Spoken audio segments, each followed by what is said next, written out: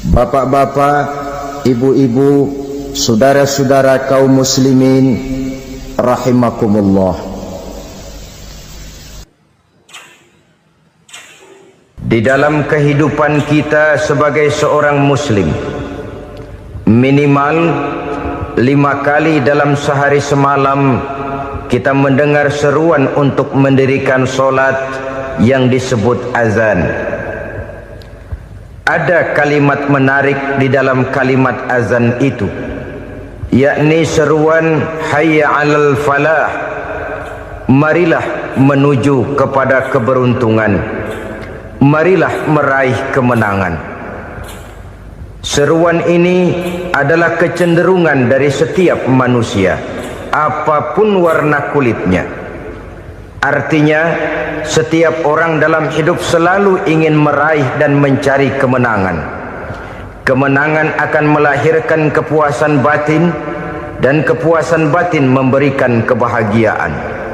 Sedangkan kekalahan melahirkan penderitaan batin, dan penderitaan batin menjerumuskan seseorang di dalam berbagai bentuk kerugian.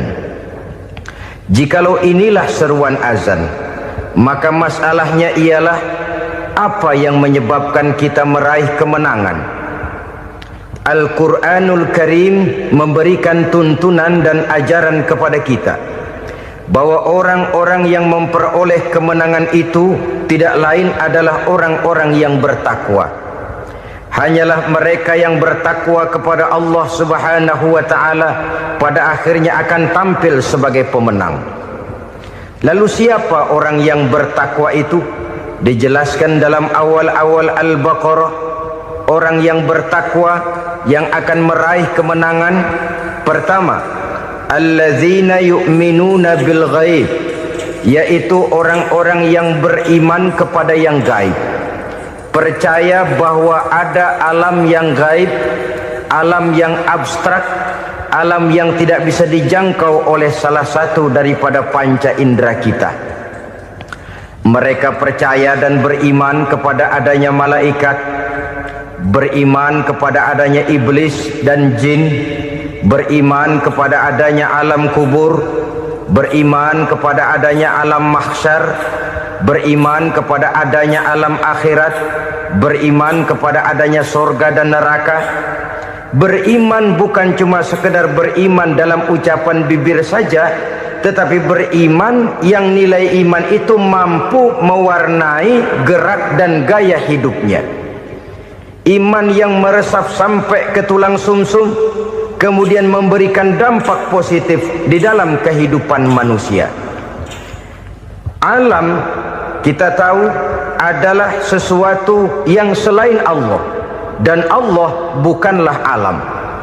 Apapun namanya selain daripada Allah, itu adalah alam. Alam pada hakikatnya terbagi menjadi dua. Ada alam syahadah, alam nyata, alam konkret, alam yang bisa dijangkau oleh salah satu indera kita. Kemudian ada alam ghaib, alam yang tidak bisa dijangkau oleh panca indera kita, alam metafisika, alam abstrak, alam yang wajib kita imani keberadaannya. Kita percaya bahwa malaikat itu ada, kita percaya kepada jin, bahwa jin itu ada, kita percaya kepada adanya iblis dan setan. Bukan percaya kepada iblis dan setannya, percaya bahwa iblis dan setan itu ada. Itu termasuk salah satu daripada sifat orang yang bertakwa kepada Allah. Saudara-saudara kaum muslimin rahimakumullah, kecenderungan pembangunan yang lebih bersifat materialistis biasanya menggeser aspek kehidupan rohani. Orang berpikir empiri, dan dalam pola pikir yang demikian maka alam gaib tidak lagi mendapat perhatian. Aspek kehidupan yang bersifat rohaniah malah mulai ditinggalkan. Akibatnya terjadilah kepincangan di dalam kehidupan kita. Pernah ada satu pengalaman pribadi dalam perjalanan kembali ke tanah air. Dalam pesawat di sebelah kanan saya duduklah seorang Jerman namanya Heiner Simonsen. Iseng saya ajak kenalan, saya ajak ngobrol, saya tanya dia. Saya bilang, Mas Heiner ini, kalau pesawat yang kita tumpangi ini jatuh ke bawah, kira-kira apa yang bakal terjadi, Mas? Dia bilang, kita semua akan mati. Begitu? Iya. Oke. Apa itu mati? Tanya saya. Dia bilang, untuk tahu apa itu mati, kita harus tahu lebih dahulu apa itu hidup. Saya pikir nih bule bisa ngomong juga. Baiklah, kata saya. Apa hidup menurut Anda itu? Oh, hidup itu dia bilang, kalau seluruh anggota badan kita bekerja secara normal, paru-paru memompa darah secara normal, jantung berdetak secara normal, sel-sel tubuh bekerja secara fit, dan organisme tubuh hanya mau bekerja secara normal, dia bilang, kalau kita memberi makan yang cukup, menu yang teratur, dan gizi yang lengkap. Saya bilang, kesimpulannya apa, Ner?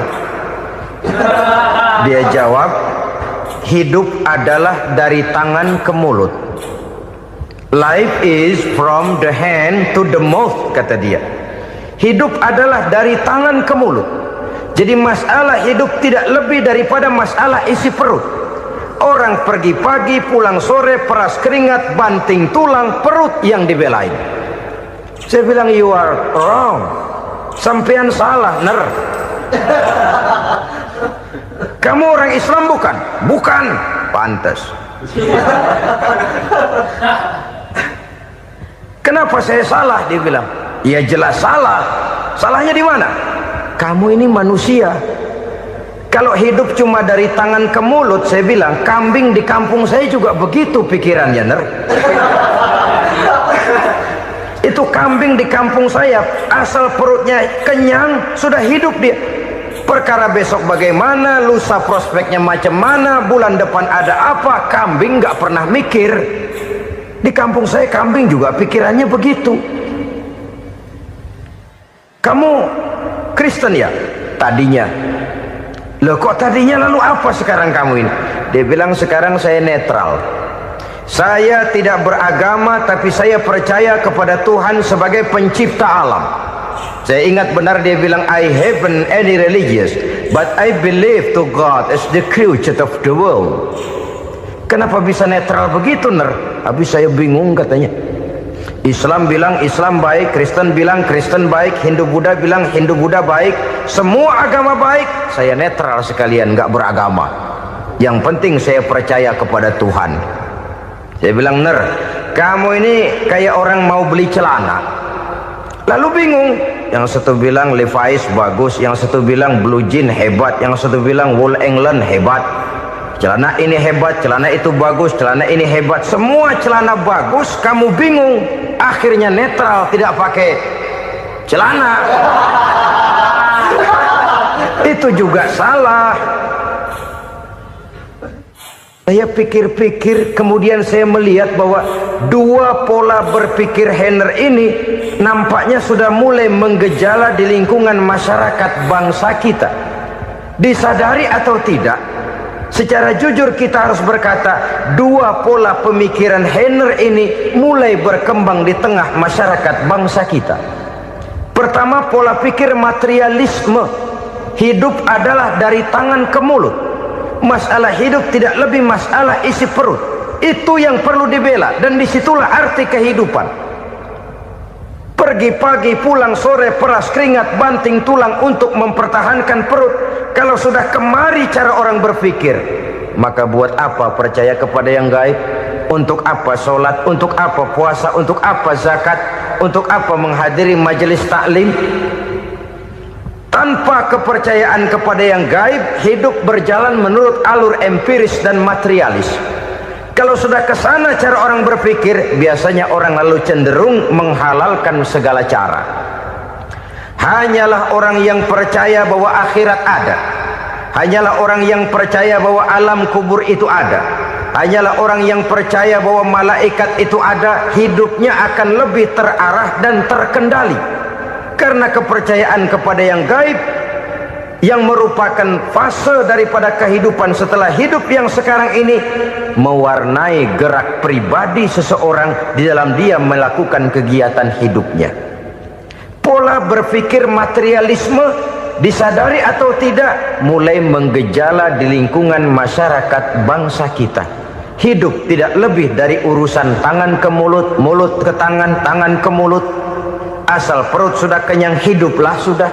Perkara bagaimana prospek hari yang akan datang, bagaimana akhirat, tidak jadi persoalan. Ini yang oleh Nabi diperingatkan, ad-dunya sijnul mu'min wa jannatul kafir. Dunia adalah penjara bagi orang beriman dan surga bagi orang kafir. Dulu di zaman Belanda hadis ini pernah disalah tafsirkan, disalah artikan, digunakan sebagai senjata untuk mengkebiri dan membuat impoten umat Islam. Sudahlah umat Islam gak usah macam-macam, kata Belanda. Dunia ini kan penjara buat orang Islam, surga buat orang kafir. Di penjara jangan bertingkah.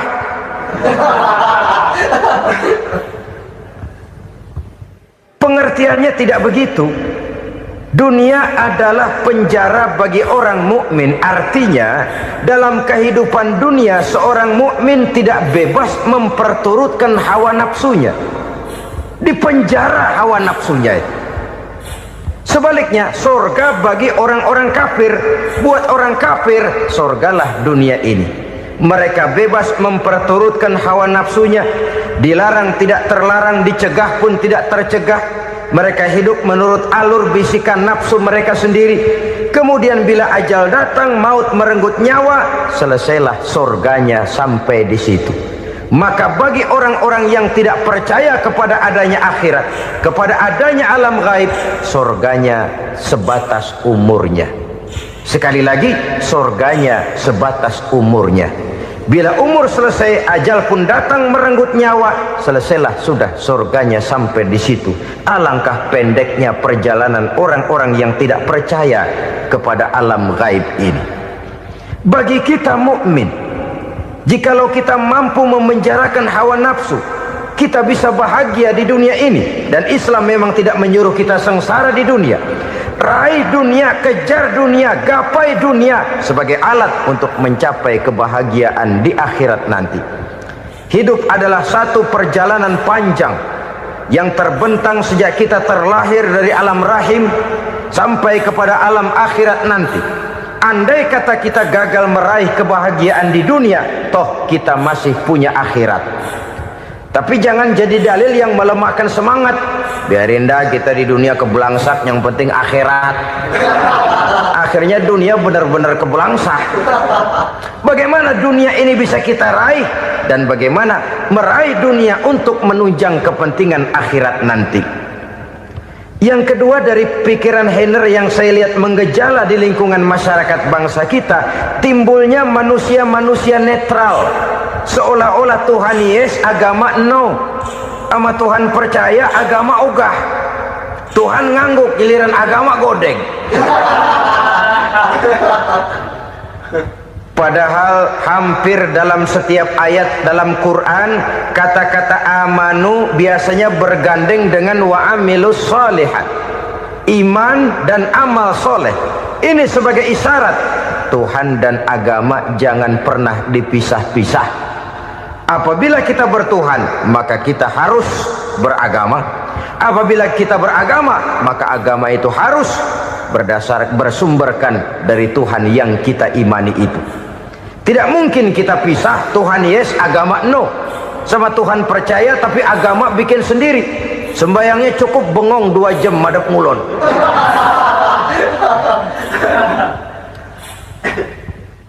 Saudara-saudara kaum muslimin rahimakumullah. Jadi dengan demikian, agama yang kita akui merupakan unsur mutlak di dalam pembangunan sekarang ini, merupakan bagian dari kehidupan yang menuntun kita bahwa di balik alam nyata ini, di balik alam syahadah ini ada alam gaib. Dan mudabbir, murabbi yang mengatur, yang menguasai, yang memelihara, baik dia alam nyata, baik dia alam gaib, tidak lain adalah Allah Subhanahu wa ta'ala. Di sana ada satu super power, satu maha kekuatan yang kita perlu bersandar kepadanya. Sebagai makhluk nyata yang hidup di alam nyata, berbuatlah secara nyata sebagaimana harusnya kita berbuat. Karena Islam jelas bukan agamanya orang pemalas. Islam jelas bukan agamanya orang yang mengajarkan setelah selesai sholat boleh duduk, nggelenggem ayam-ayam, ndelohom, menghitung bintang di langit sambil menunggu keajaiban. Tidak. Islam adalah agama yang mengajarkan apabila sholat sudah selesai kamu kerjakan, bertebaranlah di permukaan bumi, cari karunia Tuhanmu. Jangan hidup berpangku tangan menunggu keajaiban, karena hidup bukan undian. Jangan berharap untung besar tanpa mau peras keringat. Tapi di sebalik itu toh kita juga harus yakin bahwa di sisi usaha nyata yang kita lakukan ada satu super power, satu maha kekuatan gaib yang menentukan berhasil dan tidaknya usaha kita. Kepercayaan kepada hal semacam inilah yang mendorong kita untuk mempunyai sandaran vertikal, agar jikalau usaha ini berhasil, kita tidak lupa diri dan lupa daratan.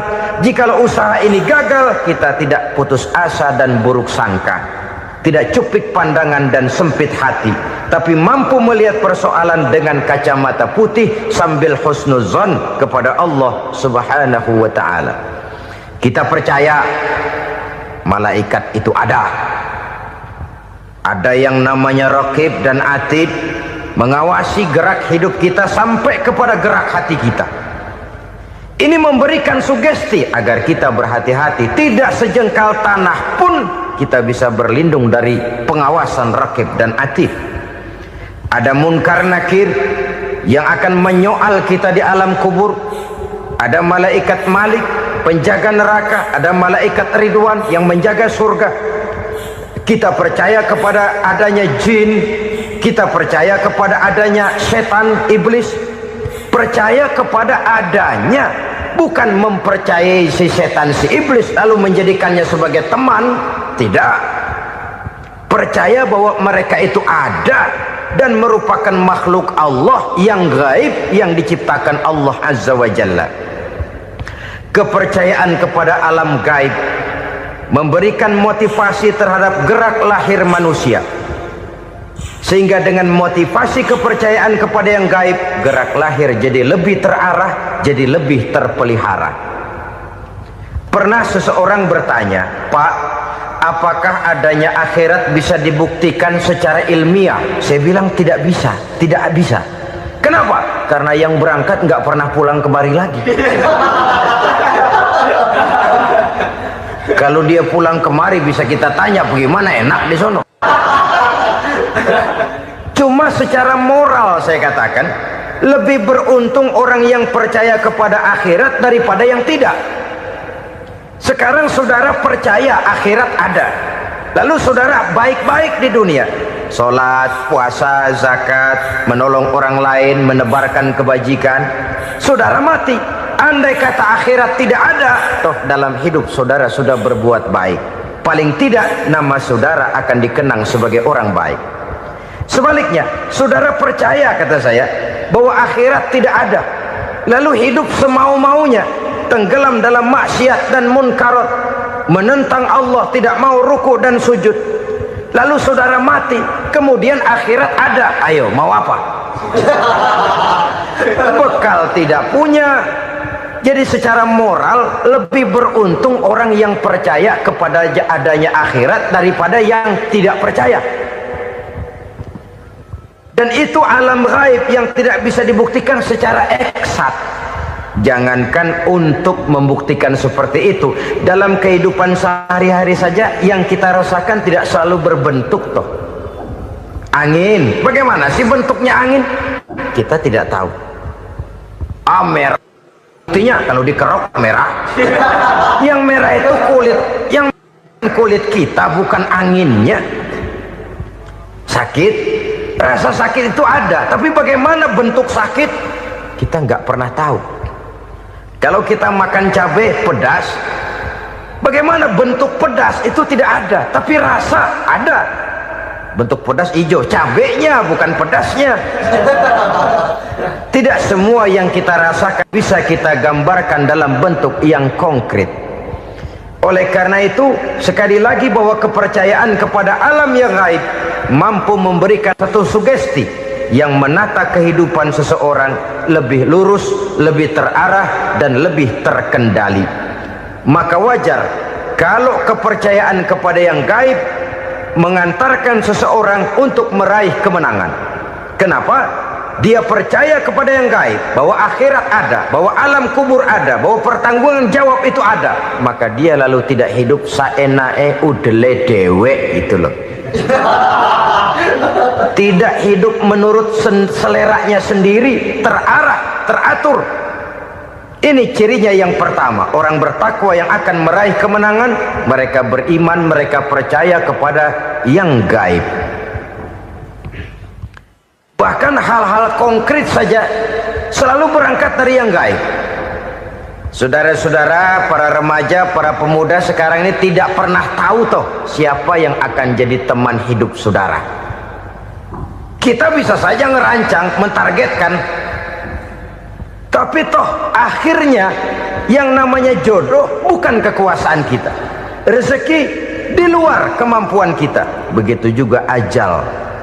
Maut, jodoh, ajal adalah contoh-contoh konkret bahwa pada akhirnya yang gaiblah yang menentukan. Bertahun-tahun ngelancong, emang jodoh seret, nggak jadi.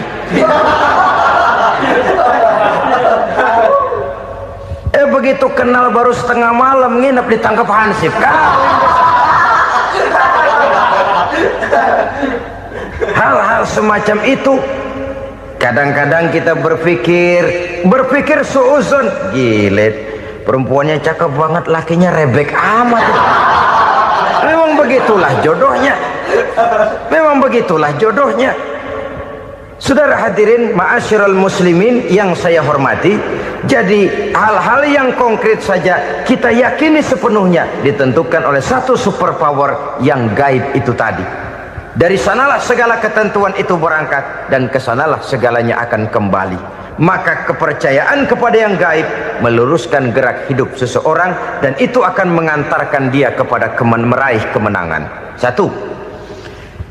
Yang kedua, wa yuqimuna shalah. Orang bertakwa yang akan meraih kemenangan itu adalah orang-orang yang mendirikan sholat. Kenapa sholat mengantarkan orang untuk meraih kemenangan? Yang jelas, inna sholata tanha anil fahsya'i wal munkar. Sholat mampu mencegah manusia dari perbuatan keji dan munkar. Banyak filsafat hidup yang terkandung di dalam sholat ini. Sejak kita wudhu sampai kita menghadap ke arah kiblat, sampai kita melakukan gerak-gerak sholat, bacaan-bacaan yang ada di dalam sholat, lalu sampai kepada mengucapkan salam. Banyak filsafat hidup yang terkandung di dalam sholat. Umpamanya saja, setelah takbiratul ihram mulai kita dengan sholat dalam posisi berdiri, diajarkan dalam kitab-kitab fikih agar kita melihat ke arah tempat sujud. Ini kan filsafat kehidupan. Kalau kamu sholat dalam posisi berdiri, lihat tempat sujud. Jangan sholat mata jelalatan, sebab nanti bisa mengurangi kekhusyuan. Jadi wajar kalau yang dikatakan bahwa yang paling afdol adalah shaf yang di depan. Kenapa? Secara harfiah pengertiannya akan lebih mengundang kekhusyuan. Kenapa? Kalau kita di shaf paling depan di masjid umpamanya paling banter kita lihat tembok. Tapi kalau kita shaf di tengah atau di belakang, orang-orang di depan kita pun akan kelihatan. Yang bajunya loreng, yang bajunya genggang, yang bajunya macam-macam. Kita lihat, kadang-kadang kita pikirin, ada yang bajunya bolong. Kita sholat tapi dalam hati, nih orang bajunya robek yang nggak tahu apa. Ada saja hal-hal yang mengusik kekhusyuan kita. Oleh sebab itu diajarkan dalam posisi berdiri, lihat, arahkan pandangan matamu kepada tempat sujud. Ini kan filsafat kehidupan. Maksudnya apa? Kalau lagi diri lihat dong tempat sujud. Kalau udah di atas ingat dong sama yang bawah. Kalau sudah tinggi ingat dong dari mana kamu berangkat. Kalau sudah berkuasa bantu dong yang lemah. Kalau sudah kaya santuni dong yang miskin. Kalau sudah alim bimbing dong yang awam. Ini filsafat kehidupan. Dalam posisi berdiri kau lihat tempat sujud.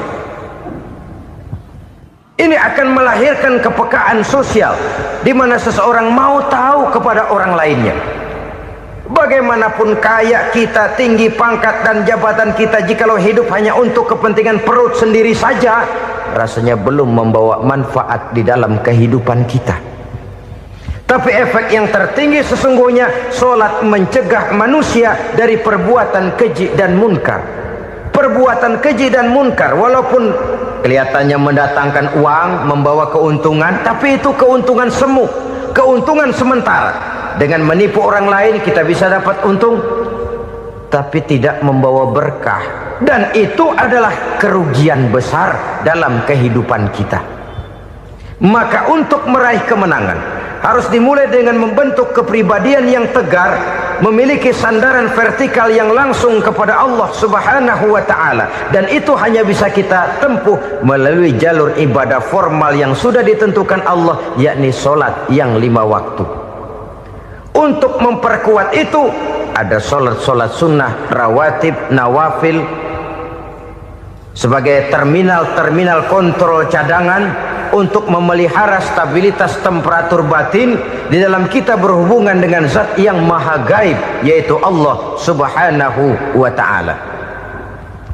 Orang sering bertanya, Pak, itu tetangga saya nggak sholat, duitnya nggak habis-habis, Pak. Nggak sholat tapi mobilnya tambah terus. Nggak sholat tapi usahanya makin maju. Tapi di sisi lain ada orang yang rajin sholat, rezekinya butak bener. Anaknya mana kurus, mana korengan. Saudara hadirin ma'asyiral muslimin rahimakumullah. Harus saya katakan bahwa solat memang bukan untuk cari duit. Solat adalah sandaran vertikal kita kepada Allah. Sedangkan soal rezeki itu berkaitan dengan sifat Allah maha pengasih dan maha penyayang. Allah maha pengasih, siapapun dikasih kalau mau usaha. Allah maha penyayang, tidak semua orang disayang oleh Allah Azza wa Jalla.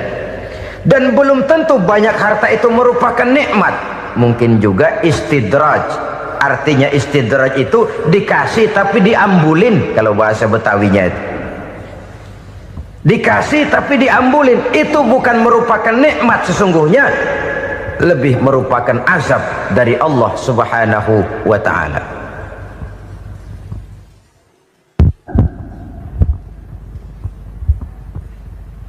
Agama mempunyai sistem solat. Dan kita umat Islam telah dituntun oleh Allah Subhanahu wa ta'ala yang wajibnya 5 kali dalam sehari semalam mendirikan solat. Dan itu tentu berada dalam jangkauan kemampuan manusia. Pada awalnya barangkali kita memang merasa solat itu satu kewajiban. Tapi semakin kita hayati makna, manfaat dan filsafat yang terkandung di dalam ajaran solat, semakin sampai kita kepada keyakinan bahwa solat adalah keperluan kita. Sehingga pada waktu tertentu dinilai puncaknya, kita tidak lagi akan berkata saya wajib solat, tapi kita akan berkata saya perlu solat. Kalau kita sudah merasakan itu adalah keperluan kita, nah di sanalah kita baru akan merasakan ruginya kalau hal itu tidak kita laksanakan. Sepanjang kita masih berkata saya wajib sholat, kita akan lebih merasakan dia sebagai beban ketimbang sebagai keperluan.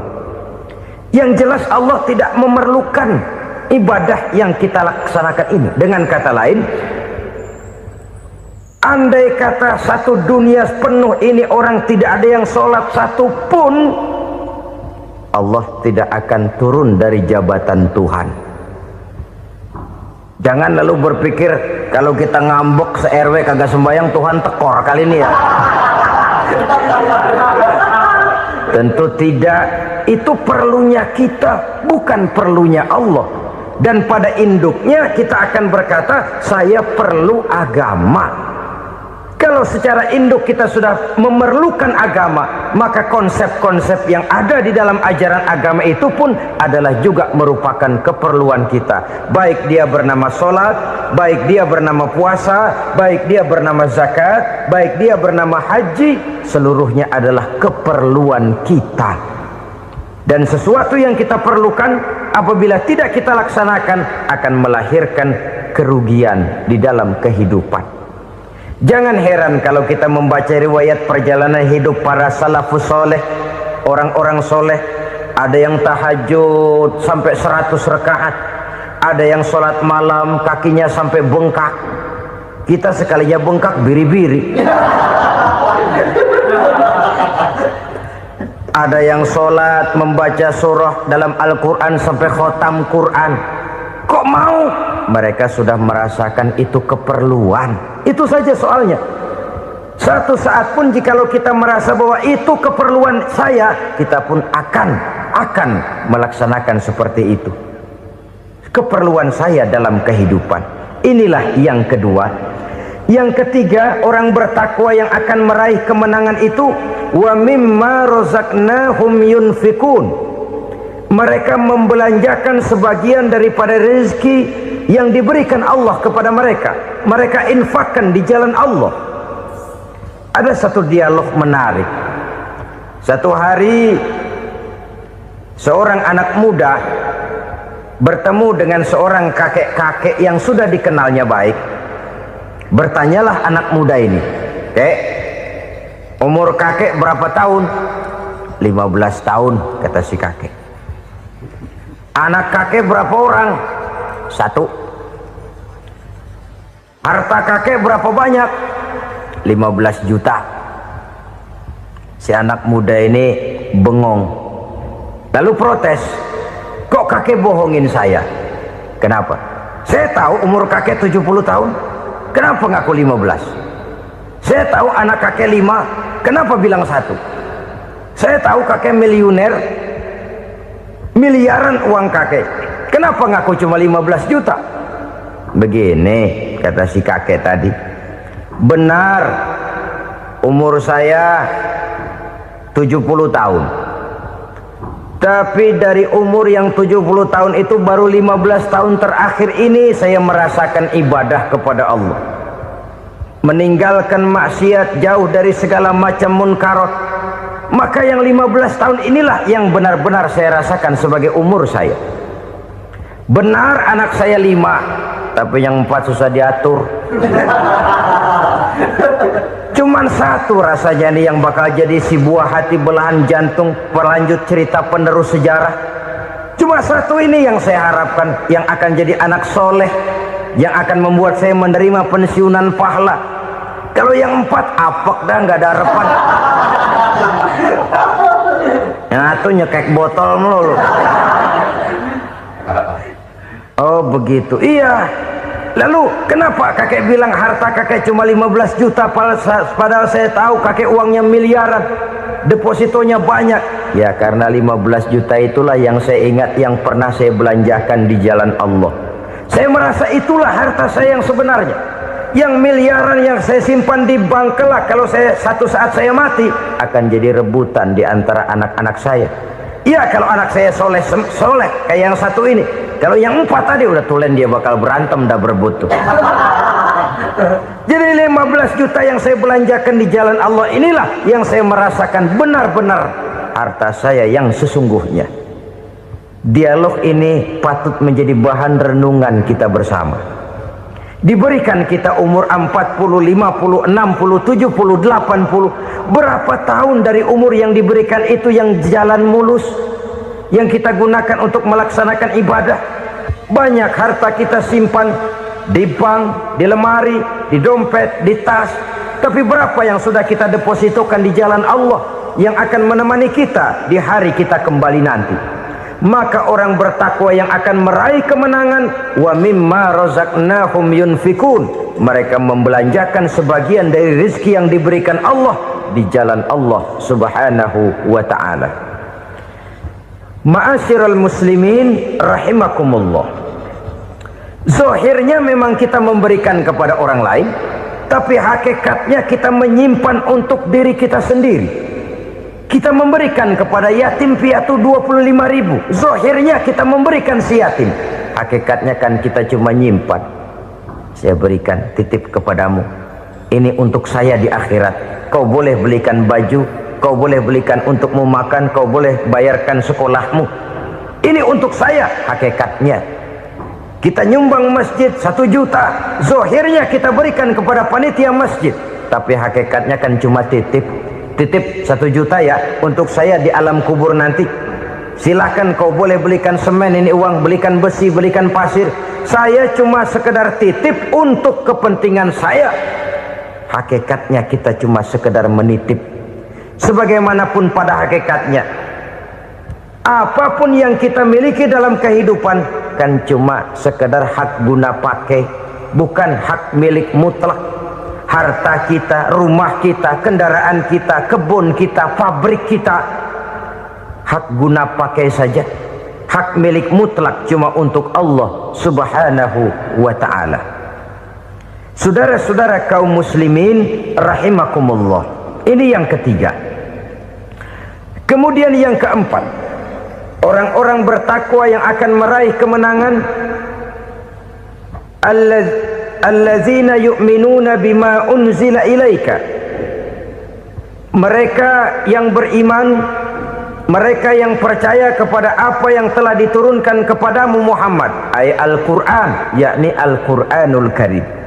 Setelah percaya kepada yang gaib, mendirikan solat, kemudian menginfakkan sebagian dari rezeki yang diberikan Allah, mereka juga lalu percaya kepada yang diturunkan terhadap Nabi, yaitu tidak lain Al-Quranul Karim. Sekali lagi di sini, percaya bukan hanya sekedar percaya saja, tetapi percaya lalu menjadikan Al-Quran itu sebagai pedoman hidup. Sebab memang Al-Quran itu adalah GBHM, garis-garis besar haluan muslim. Apa yang harus kita lakukan, apa yang harus tidak kita lakukan, bagaimana mestinya kita bertingkah laku dan berbuat, seluruhnya tercantum di dalam Al-Quranul Karim. Itu sebabnya ketika satu hari Aisyah ditanya bagaimana akhlak Rasul, beliau menjawab, kana Rasulullah sallallahu alaihi wasallam khuluquhul Quran. Akhlak daripada Rasulullah tidak lain adalah Al-Quran. Jawaban simpel ini memberikan gambaran bahwa keseluruhan daripada konsepsi Quran sudah diterjemahkan dalam kehidupan Rasulullah sallallahu alaihi wasallam. Karena kita tahu akhlak adalah keseluruhan dari gerak hidup manusia, sejak ia berpribadi, berumah tangga, bertetangga, bermasyarakat, sampai kepada berbangsa dan bernegara. Al-Quran tetap memberikan sentuhan nilainya. Oleh karenanya, orang-orang yang bertakwa adalah orang-orang yang menjadikan Al-Quran sebagai pedoman dalam kehidupannya. Dan kita yakini Al-Quran diturunkan kepada Nabi Muhammad, bukan merupakan produk Nabi Muhammad. Isi dan redaksinya langsung dari Allah subhanahu wa ta'ala. Kemudian cirinya yang kelima, orang bertakwa yang akan meraih kemenangan itu, wa ma unzila min qablika. Tidak hanya sekedar percaya kepada yang diturunkan terhadap Nabi Muhammad, yaitu Al-Quran, mereka juga percaya kepada apa yang pernah diturunkan kepada para nabi, kepada para rasul sebelum Nabi Muhammad. Percaya kepada adanya suhuf, percaya kepada adanya Taurat, percaya kepada adanya Injil, percaya bahwa Allah dahulunya sudah menurunkan Taurat kepada Musa, percaya bahwa Allah sudah menurunkan Injil kepada Isa, percaya Injil ada, Taurat ada, diturunkan Allah untuk Isa dan Musa, tetapi tidak wajib mengamalkannya karena kita sudah diberikan Al-Quranul Karim. Ini yang perlu saya garis bawahi. Kita percaya Allah telah menurunkan Injil dahulu kepada Isa. Kita percaya bahwa Allah telah menurunkan Taurat dahulunya kepada Nabi Musa. Kadang-kadang ini dijadikan dalih, dikacaukan pengertiannya. Quran saja mengajarkan bahwa orang yang bertakwa harus percaya kepada Injil, maka pakailah Injil. Apalagi kalau ayat sebelumnya ditilap, dihapus, dihilangkan, Injilnya yang ditekankan, maka akan terjadilah penekanan yang salah arah. Karena salah arah akhirnya bisa merusak dan menghancurkan akidah. Ketika Rasul suatu saat pernah ditanya orang, "Ya Rasul, bagaimana sikap kita sebagai muslim terhadap Injil yang ada sekarang?" Beliau menjawab, "La tukadzibuhu jami'an wa la tusaddiquhu jami'an." Jangan didustakan seluruhnya, jangan juga dibenarkan semuanya. Artinya, ini sudah merupakan gambaran dari Rasul bahwa dalam Injil yang ada sekarang masih ada ajaran-ajaran tauhid yang dibawa oleh Nabi Isa dan diajarkan kepada umatnya. Tapi juga dalam Injil yang sekarang ini sudah terkena intervensi dan investasi manusiawi. Karena itu Rasul menyimpulkan, la tukadzibuhu jami'an wa la tusaddiquhu jami'an. Jangan didustakan semua, jangan dibenarkan seluruhnya. Kita memang percaya Allah telah menurunkan Injil kepada Nabi Isa dulu, tapi kita tidak wajib mengamalkan Injil. Kita percaya Allah telah menurunkan Taurat kepada Nabi Musa, tapi kita tidak wajib mengamalkan kitab ajaran Taurat. Yang wajib kita percayai dan kita amalkan hanyalah Al-Quranul Karim. Kenapa? Oleh karena baik yang ada di dalam Taurat, baik yang ada di dalam Injil, tentu tercakup di dalam Al-Quran sebagai kitab terakhir yang diturunkan oleh Allah Subhanahu wa Ta'ala. Dan itu wajar. Kalau seorang pejabat mau mengeluarkan satu keputusan baru, tentu dia harus meninjau keputusan-keputusan lama. Andai kata dianggap tidak berlaku, dianggap tidak relevan lagi, maka keputusan-keputusan lama itu tentu sudah dianggap tidak berlaku. Sebagian daripada aturan-aturan dalam keputusan lama yang masih dianggap relevan tercantum dalam keputusan baru yang wajib diamalkan. Begitulah hubungannya antara Al-Quran, Taurat, Zabur, dan Injil. 4 kitab samawi yang diturunkan Allah masing-masing kepada Zabur untuk Nabi Daud, Taurat untuk Nabi Musa, dan Injil untuk Nabi Isa alaihi wassalatu wassalam. Ketiga-tiga kitab itu kita percayai adanya. Kita yakini Allah telah menurunkan Zabur, Taurat, dan Injil. Tapi kita tidak wajib mengamalkannya. Yang wajib kita mengamalkannya sekarang ini tidak lain hanyalah Al-Quranul Karim saja. Karena ia mencakup apa yang ada di dalam Zabur, apa yang ada di dalam Taurat, dan apa yang ada di dalam Injil. Keotentikannya bisa dipertanggungjawabkan. Ya, tapi kan Nabi Muhammad sudah mati 14 abad yang lalu, dan di zaman beliau Al-Quran kan belum dikodifikasikan, belum ditulis. Bagaimana keotentikannya bisa dipertanggungjawabkan? Mudah saja. Allah berjanji, inna nahnu nazzalna dzikra wa inna lahu lahafizun. Kami yang menurunkan Al-Quran dan kami yang akan menjaga dan memeliharanya. Allah turunkan Quran, Allah menjaganya. Bagaimana cara Allah menjaga Al-Quran itu? Banyaknya orang-orang yang hafaz Al-Quran. Hafaz Al-Quran 30 juz, 114 surah, 6666 ayat. Sehingga jangankan satu kata, jangankan satu ayat, satu kalimat saja berubah sudah akan timbul reaksi dan mudah dimengerti. Kenapa? Banyak orang-orang yang hafaz Al-Quran.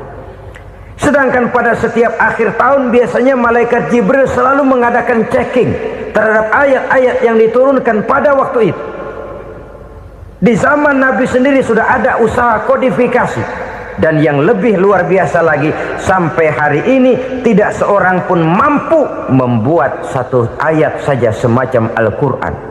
Ke bahasa manapun dia diterjemahkan, naskah aslinya tetap ikut, rujukan dasarnya tetap ada.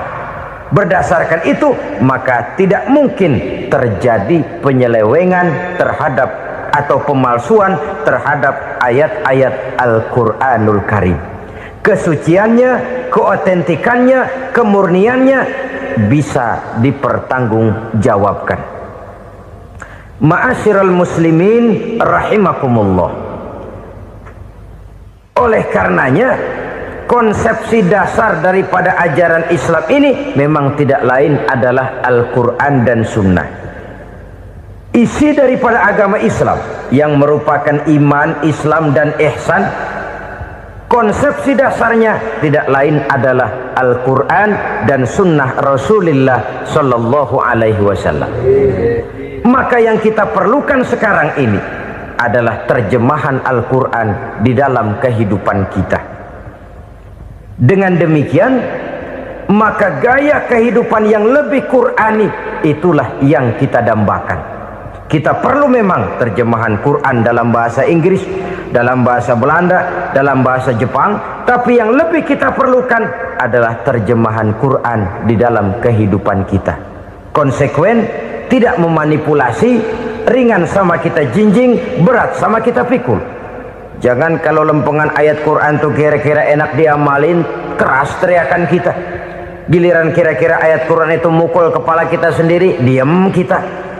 Itu ciri yang pernah disindir Allah dalam awal-awal Baqarah juga. Ciri beragamanya orang yang munafik. Kullama adha'a lahum masyawfih, kata Allah. Wa iza azlama alaihim qamu. Apabila terang mereka jalan, apabila gelap mereka berhenti. Artinya, kalau kira-kira di Islam nguntungin, rame-rame pada teriak Islam. Tapi ketika diminta untuk berjuang, ketika dituntut untuk berkorban, rame-rame mengundurkan diri.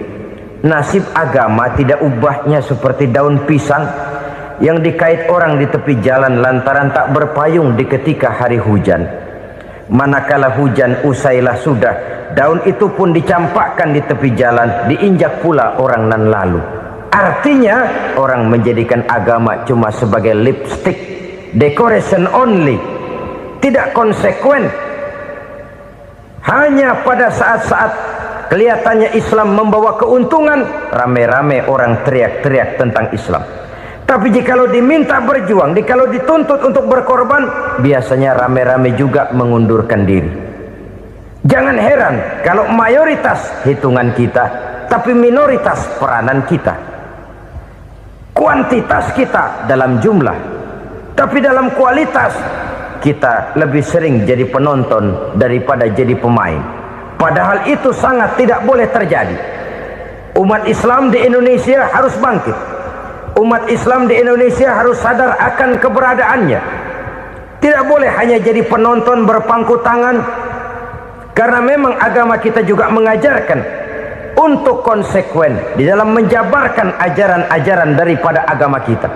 Kita sering jatuh menjadi umat yang lemah oleh karena kita ini tidak pandai menggalang kebersamaan yang diakibatkan tidak konsekuennya kita.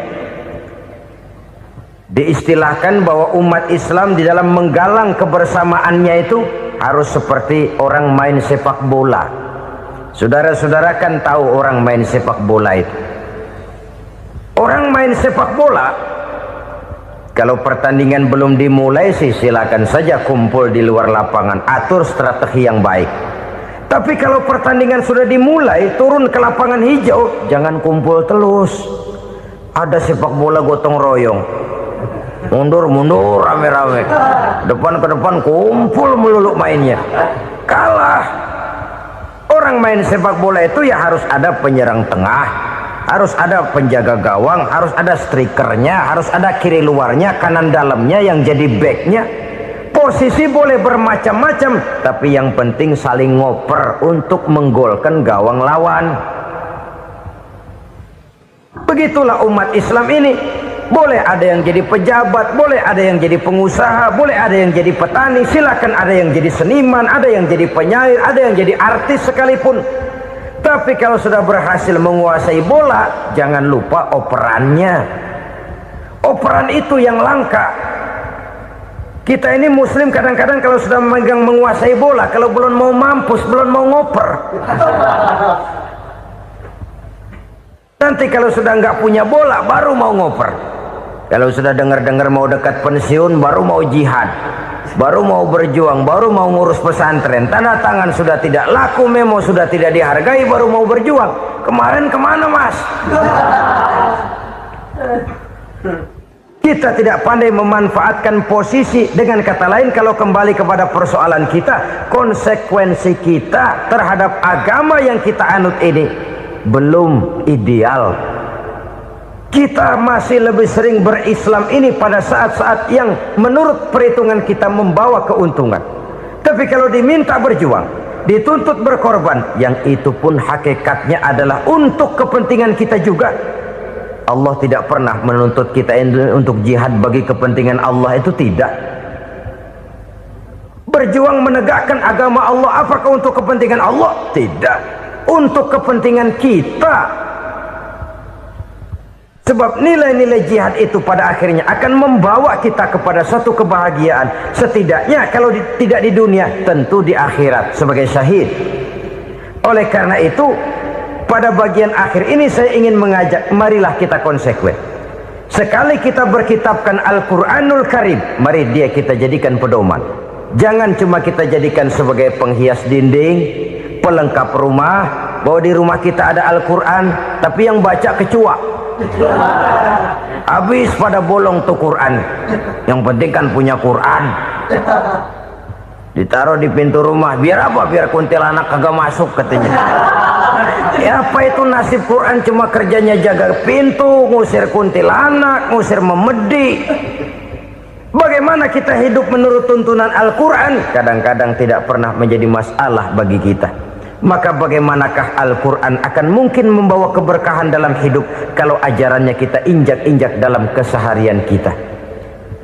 Mewujudkan gaya hidup yang lebih Qurani, itulah yang akan kita rintis di dalam kehidupan kita, bertahap, step by step, menurut kemampuan yang ada pada kita. Jika jalan ini tidak bisa kita selesaikan, percayalah akan ada generasi penerus yang akan melanjutkan usaha dan cita-cita mulia itu. Jadi percaya kepada Taurat, percaya kepada Injil, sekadar percaya Allah dahulunya sudah menurunkan itu, tapi kita tidak wajib mengamalkannya. Kenapa?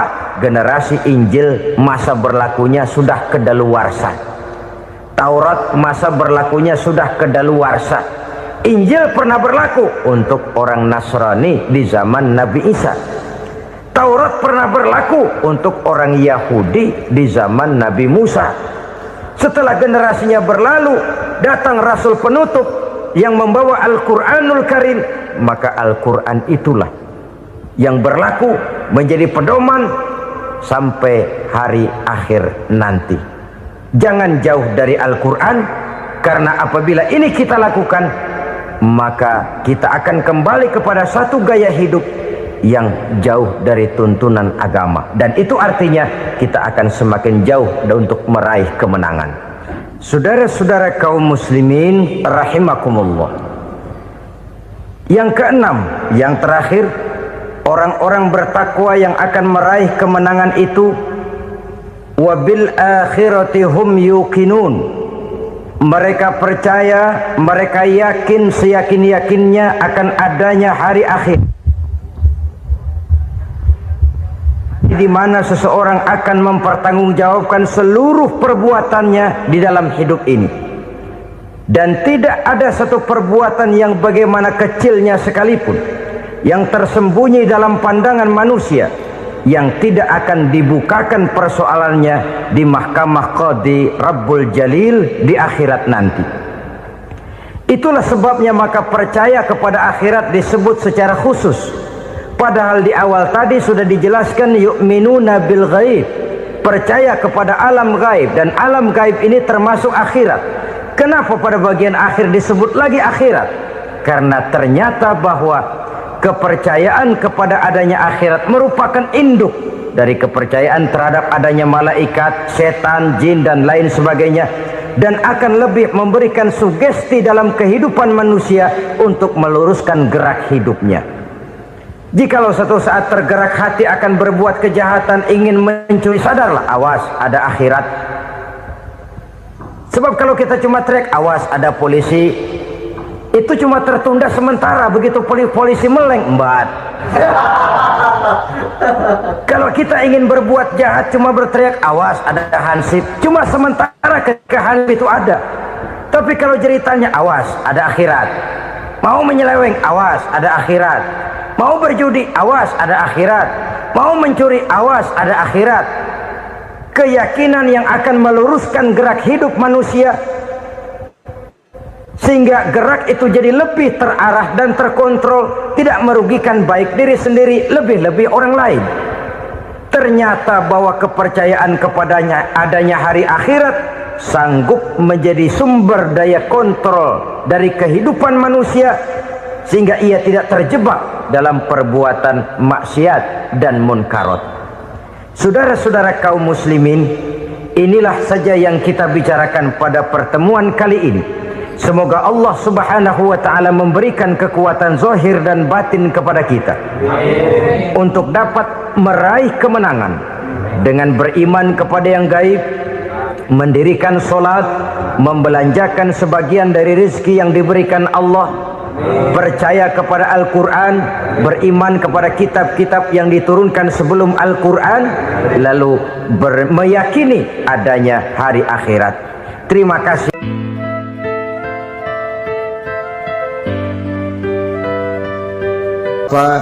Ibu-ibu, saudara-saudara kaum muslimin rahimakumullah, kita menyaksikan peristiwa-peristiwa yang memilukan dan memalukan. PHK terjadi di mana-mana, pengangguran meningkat, harga-harga membumbung tinggi, daya beli rakyat semakin lemah. Sementara di bidang politik, kejadian-kejadian memberikan indikasi bahwa persatuan dan kesatuan kita sebagai bangsa dewasa ini tengah berada dalam ujian yang berat. Pada jumpa kita kali ini, tanpa bermaksud untuk mencari kambing hitam dari bencana yang kita hadapi, saya ingin menyampaikan sebuah hadis yang diriwayatkan oleh Imam At-Tabarani dari Ibnu Abbas, bahwa Rasulullah sallallahu alaihi wasallam bersabda, khamsun bi khamsin, ada 5 perkara yang dapat menimbulkan 5 macam bencana. Mari kita renungi hadis ini satu demi satu sebagai bahan introspeksi buat kita semua dalam menghadapi bencana yang tengah berlaku sekarang ini. Yang pertama, ma naqasa qaumul ahda illa sullita alaihim aduwwuhum. Apabila suatu kaum sudah mengingkari janjinya, maka mereka pun akan dikuasai oleh musuh-musuh mereka. Sederhana saja nampak kalimat dalam hadis ini. Apabila orang sudah mengingkari janji, mereka akan dikuasai oleh musuh-musuh mereka sendiri. Dan musuh kita yang paling utama saat ini adalah kemiskinan dan kebodohan. Kenapa itu terjadi? Karena kita mengingkari janji kita sendiri. Di saat awal-awal berdirinya Orde Baru, kita pernah berjanji untuk melaksanakan Pancasila dan Undang-Undang Dasar 45 secara murni dan konsekuen. Kita berjanji bahwa kita akan menegakkan pemerintah yang bersih dan berwibawa. Itu semua pada permulaannya. Waktu demi waktu berjalan, kita lupa dengan janji yang kita ucapkan itu. Ketuhanan yang Maha Esa kita ucapkan, tapi kesetanan yang luar biasa yang kita lakukan. Kemanusiaan yang adil dan beradab yang kita dengungkan, tetapi kemanusiaan zalim dan biadab yang kita praktekkan. Sederhana saja saudara, hampir setiap pejabat pada posisi-posisi kunci, di awal-awal ia memangku jabatan itu, biasanya ia mengucapkan sumpah dengan lafaz demi Allah, bahwa dalam melaksanakan jabatan ini saya tidak akan menerima hadiah atau pemberian dalam bentuk apapun. Itu pada permulaannya. Lama-lama rupanya hadiah itu asik juga, mulai diterima. Lama-lama dirasa kurang, mulai menagih, dan akhirnya terjadilah praktek yang disebut suap menyuap, semir menyemir, dan lain sebagainya. Kalau ini sudah menjadi kenyataan, bagaimana kita mau menegakkan pemerintah yang bersih dan berwibawa?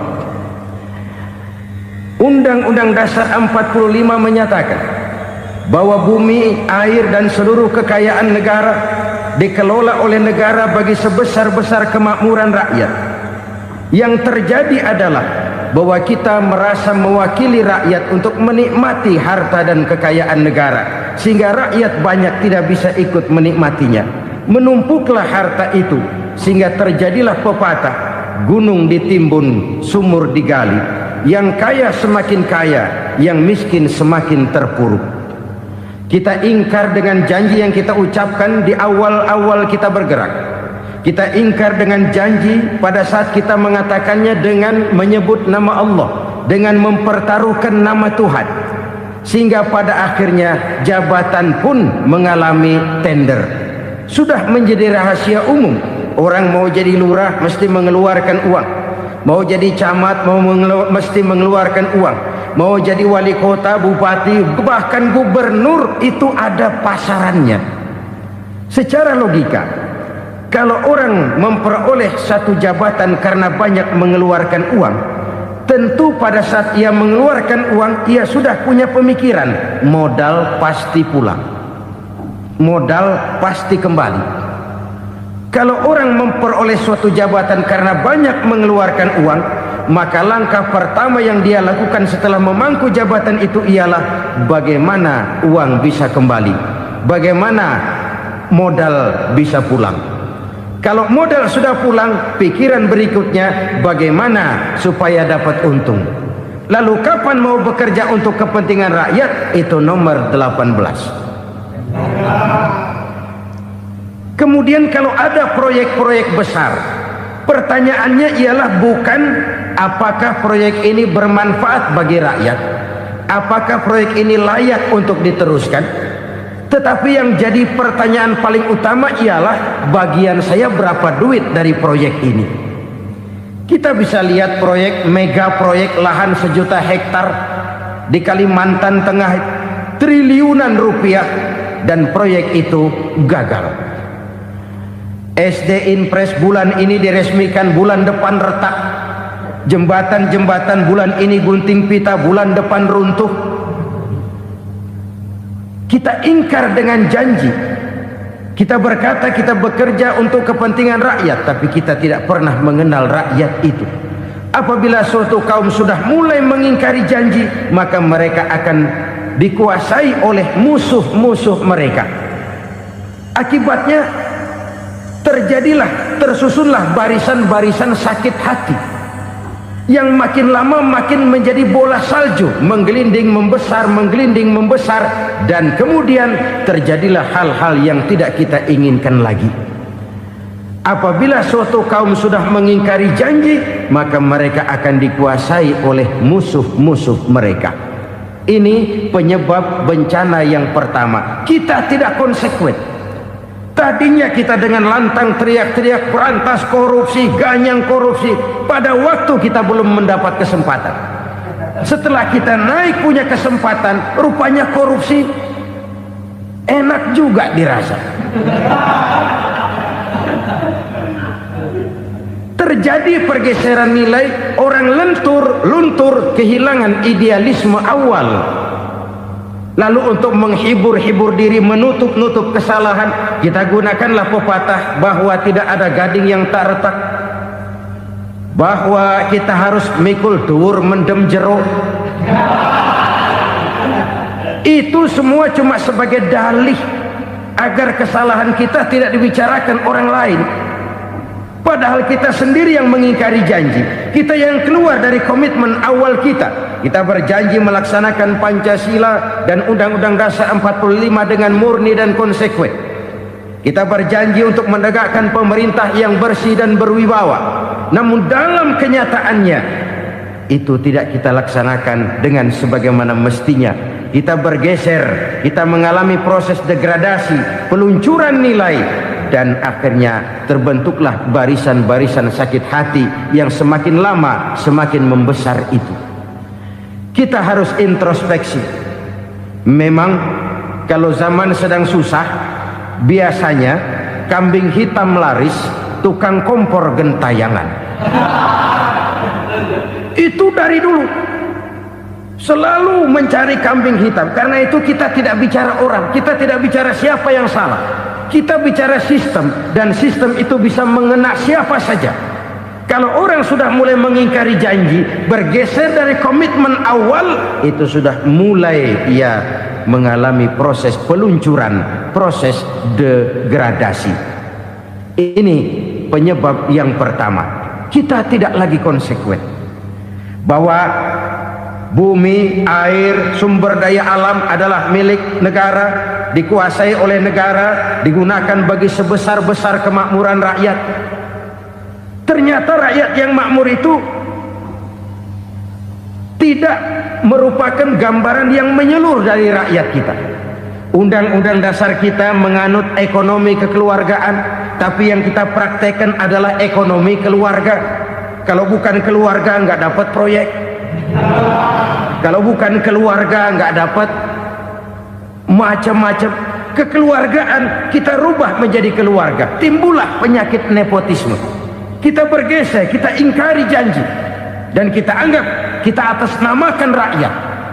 Rakyat cuma sekedar jadi address, rakyat cuma sekedar jadi alamat, tetapi kehidupan mereka tidak banyak berubah dan tidak banyak terangkat.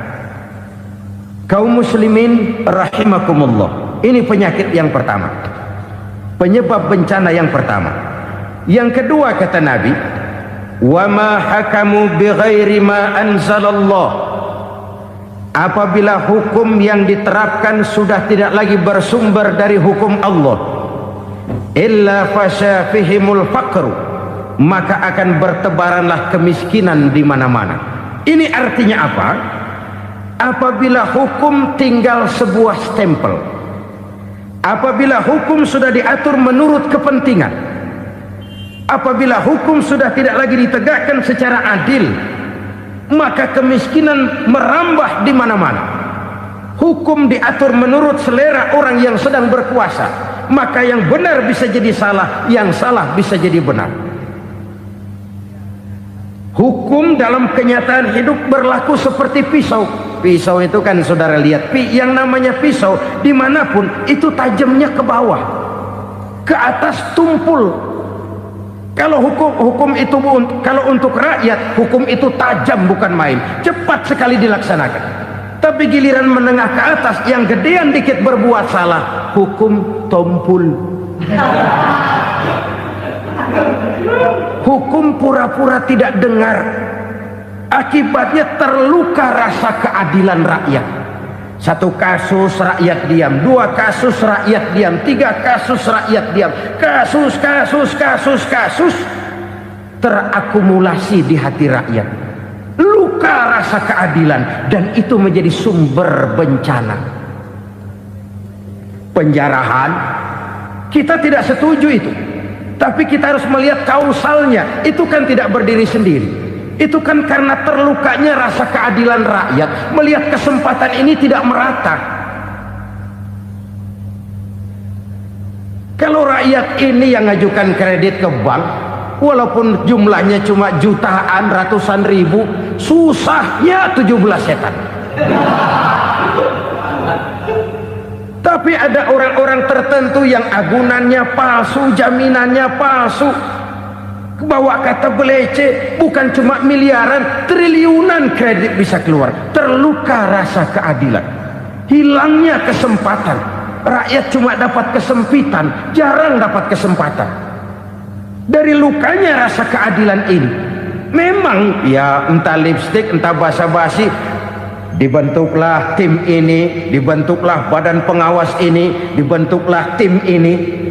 Kalau membentur tahu, hancur tahu. Tapi kalau tim yang dibentuk membentur karang, bukan karangnya yang hancur biasanya, timnya yang bubar. Kenapa? Yang dibentur batu karang yang sangat keras. Kita main-main dengan hukum, kita tidak konsekuen dengan hukum. Luka rasa keadilan dan itu terakumulasi. Edi Tamsil, rakyat tahu, terakumulasi, menguap begitu saja. Kasus-kasus lain rakyat tahu, menguap begitu saja. Ketidakadilan terakumulasi, mengendap di hati rakyat, menunggu ledakan. Pada saat sumbu meledak, rakyat tidak bisa dibendung lagi. Oke, kita tidak setuju dengan penjarahan, tapi jangan melihat itu sebagai peristiwa yang berdiri sendiri. Kenapa itu terjadi? Kausalnya kenapa? Oke, kita tidak setuju memang, tapi yang dijarah oleh rakyat kan memang cuma untuk perut. Yang dijarahkan beras, yang dijarahkan televisi, yang dijarahkan kulkas yang masih bisa dihitung, yang memang real untuk kebutuhan rakyat. Penjara berdasi kepala botak yang menguras uang rakyat habis-habisan, enak saja melenggang dalam kehidupan ini. Makin terluka rasa keadilan rakyat. Apabila hukum yang diterapkan sudah menyimpang dari keadilan yang diajarkan Allah, fasyafihimul fakru, bertebaranlah kemiskinan. Aneh, memalukan, memilukan. Sebuah negara agraris yang katanya pulaunya hijau royo-royo, Gemari Palau Jenawi Toto Tentem Kertora Harjo, yang tahun 93 pernah mendapat penghargaan dari FAO, Badan Pangan Sedunia, sebagai negara yang berhasil dalam swasembada pangan. Sekarang ini kita terpaksa betul beli beras dari Vietnam, beli beras ke Kamboja, beli kedelai dari Kamboja.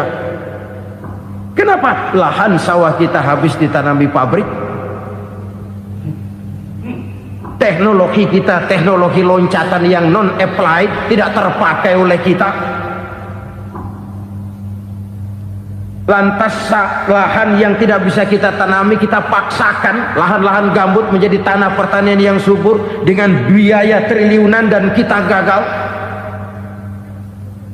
Kita cari jarum dan kapak hilang. Kita mau jadi negara industri dengan loncatan teknologi yang maju, kita lupakan pola pijak kita sebagai negara agraris, dan akhirnya kita kecolongan. Lihatlah dewasa ini, rakyat kita antri sembako di mana-mana. Di sebuah negara agraris, ketidakadilan melahirkan kemiskinan, kemiskinan moral dan kemiskinan material. Kemiskinan moral, rakyat nggak percaya lagi sama pejabat. Rakyat mengalami krisis figur. Orang, alah lu ngomong dah sama ember.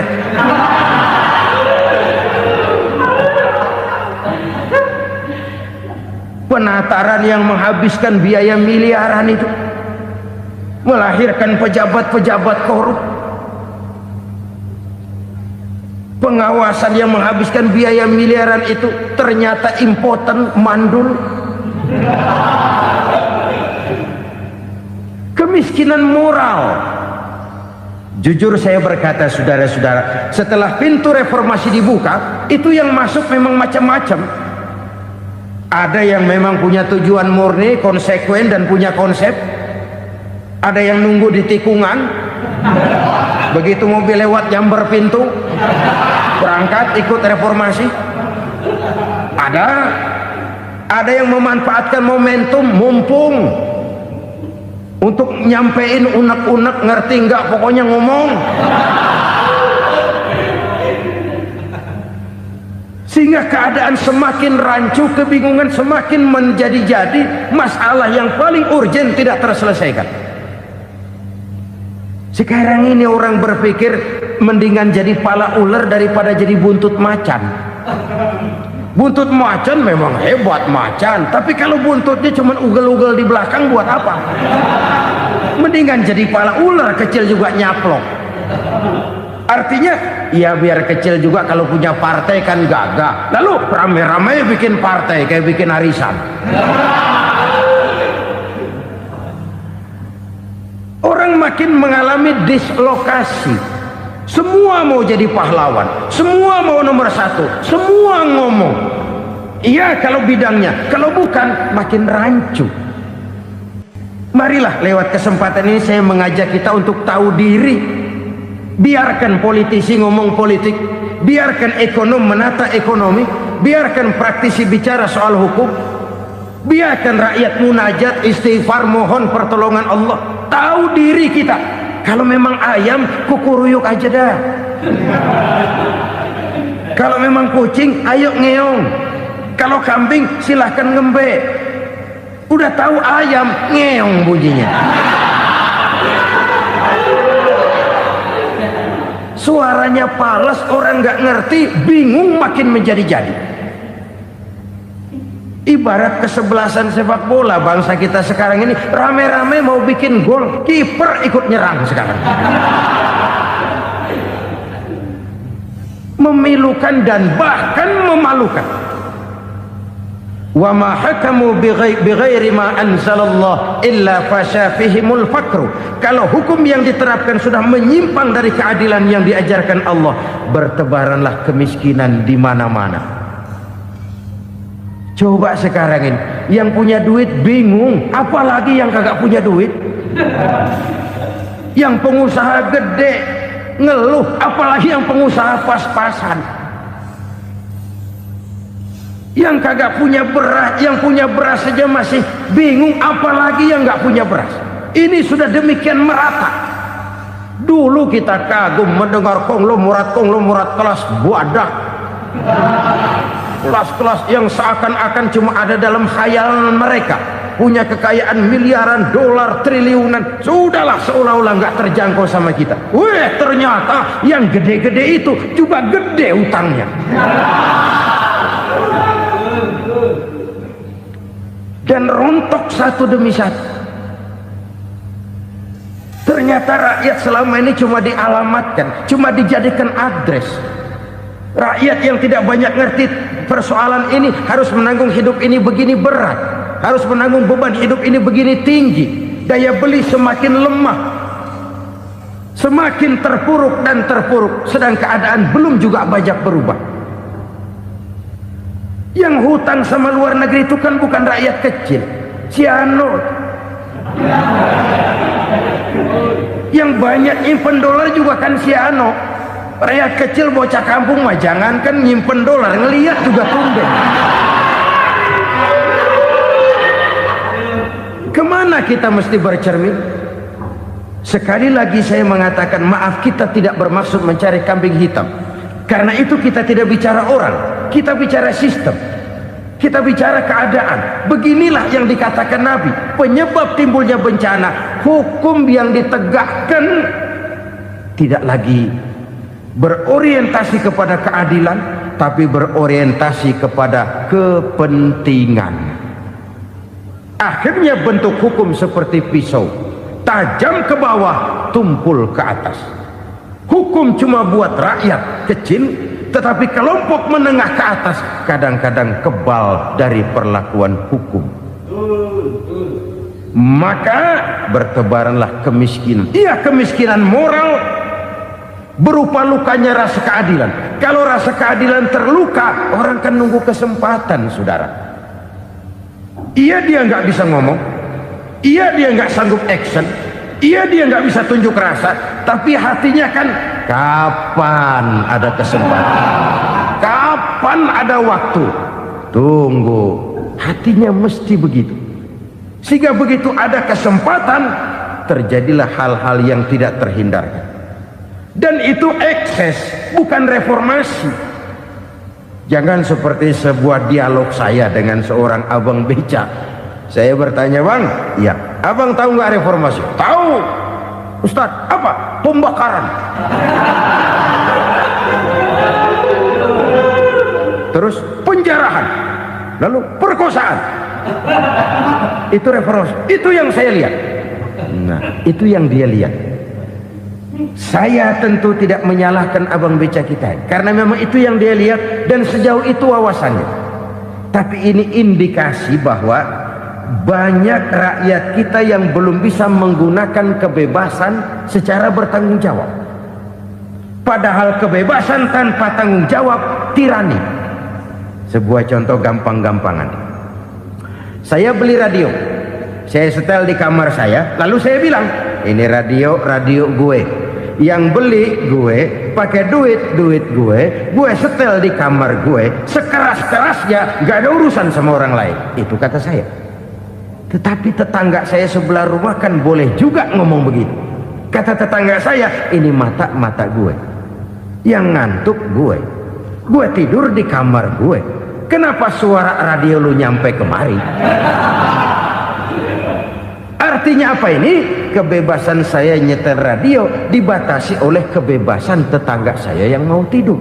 Tidak ada kebebasan mutlak. Kebebasan mutlak tanpa tanggung jawab kembali akan melahirkan tirani, kembali akan melahirkan pemaksaan kehendak. Dan itu lagi-lagi bukan demokrasi. Saudara-saudara kaum muslimin rahimakumullah. Ini penyakit yang kedua, lukanya rasa keadilan, terutama di kalangan rakyat kecil. Itu mengendap menjadi akumulasi dan menunggu giliran kapan bisa dimuntahkan. Dengan kata lain, rakyatnya udah banyak banget makan yang perutnya jadi enak, nyelam. Kapan nunggu muntahnya? Udah begini banyak akumulasi yang mereka pendam di perut ini, sehingga ketika terjadi kesempatan itu sudah tidak terkendalikan lagi. Kita out of control. Saya tidak mentolerir sikap-sikap kekerasan. Bahkan saya lebih cenderung bahwa kalau di rumah kita banyak tikusnya saja racuni, jangan rumah dibakar. Bahwa ada korupsi, iya. Ada kolusi, memang. Ada nepotisme, tentu. Tetapi tikusnya saja racuni. Jangan rumah dibakar. Masa mau ngusir tikus bakar rumah? Tikusnya lari, tikusnya selamat, rumahnya ewes-ewes.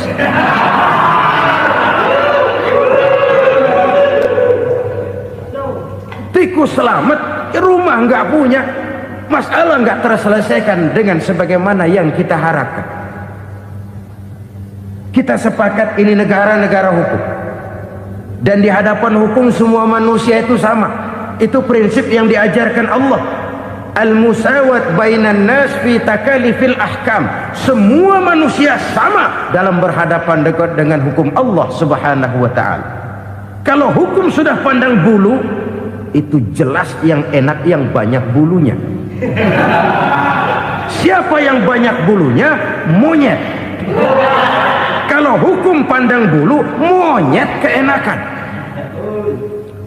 Saudara-saudara kaum muslimin rahimakumullah, introspeksi. Mari kita bercermin bagaimana perjalanan hukum selama ini.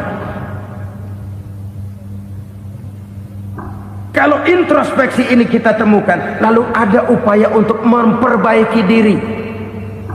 Jangan menggunakan tak ada gading yang tak retak, mikul duwur mendem jero untuk menutup-nutupi kesalahan orang. Padahal kesalahan itu sedemikian besar. Padahal rakyat kita tiap hari antri sembako. Ada yang sehari sekali makan, ada yang makan sudah bercampur tiwul, ada yang nasi sudah dicampur pisang, balik jadi orok lagi. Macam-macam upaya rakyat untuk menangsal perut ini. Lalu rakyat ditenang-tenangkan, lebih baik puasa Senin Kemis sambil menghadapi krisis ekonomi. Kenapa rakyat yang disuruh puasa? Kenapa bukan pejabatnya yang puasa lebih dulu untuk kemakmuran rakyat? Kalau rakyat yang memang perutnya udah gepeng disuruh puasa, makin krempeng perutnya. Artinya pejabat harus punya sense of politik. Ya, tidak, puasa itu kan tidak cuma Senin Kemis saja puasa itu. Puasa perasaan, puasa menghargai perasaan yang sedang kondisi yang sedang dihadapi oleh rakyat. Bagaimana rakyat yang tengah antri sembako melihat pejabatnya lewat dengan mobil yang harganya sampai 1 miliar. Oh, inilah pemimpin saya. Luka lagi rasa keadilannya. Kita tidak tenggang rasa. Puasa dalam artian itu pun akan menolong menegakkan semangat kebersamaan, membentuk semangat kebersamaan.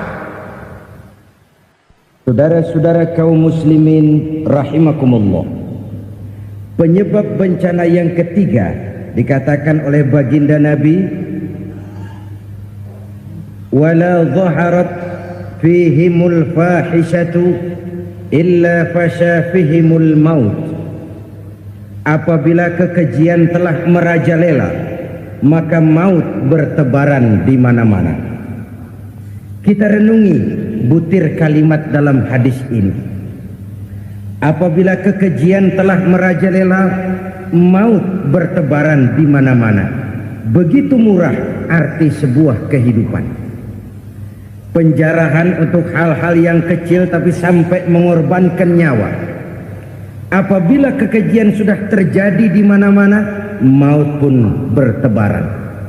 Maut dalam arti berpisah ruh dengan jasad, tapi juga maut dalam arti orang bisa mati karirnya, orang bisa mati usahanya, orang bisa mati kesempatannya karena perbuatan-perbuatan keji yang selama ini tidak terbendung.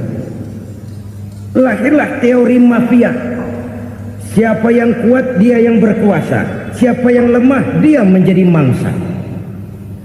Proyek-proyek besar yang menang tender itu ya dari itu ke itu saja. Yang pengusaha-pengusaha tidak punya koleksi, koneksi, tidak bisa bayar komisi, dapat proyek tetelan. Ada dagingnya, dikit namanya juga tetelan. Dagingnya sudah habis disantap oleh meja. Sekian puluh meja dilalui, sekian puluh amplop dikeluarkan. Sehingga yang akhirnya ya tinggal tetelan itu tadi. Maka kualitas pekerjaan pun sudah bukan lagi jadi masalah. Demikianlah mafia-mafia ini bermunculan di mana-mana. Di pengadilan terkenallah mafia pengadilan. Hukum bisa dibeli, hukum bisa dipesan menurut kebutuhan sponsor. Mafia peradilan, mafia politik, mafia ekonomi, bahkan mafia agama yang menggunakan agama sebagai kedok, menggunakan agama sebagai dalih, menggunakan agama sebagai topeng untuk melancarkan maksud-maksud politiknya pun tidak tertutup kemungkinan.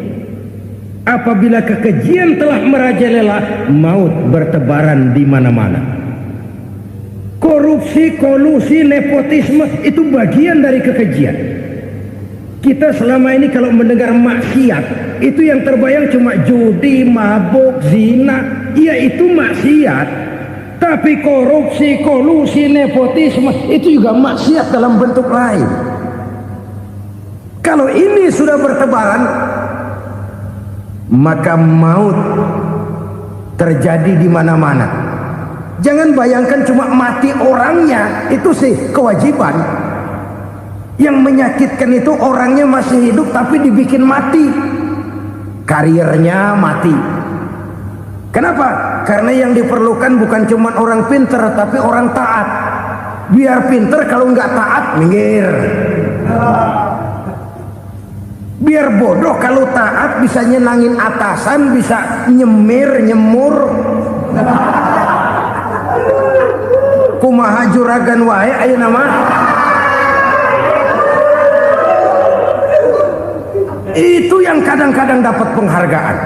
Tidak ada prestasi kerja kecuali bikin senang orang di atas. Kita lihat di desa-desa jalan rusak. Kalau ada berita pejabat anak mau turun, jalan rata sekali. Sampai tanah dari mana aja dikeruk buat ngeratain tuh jalan.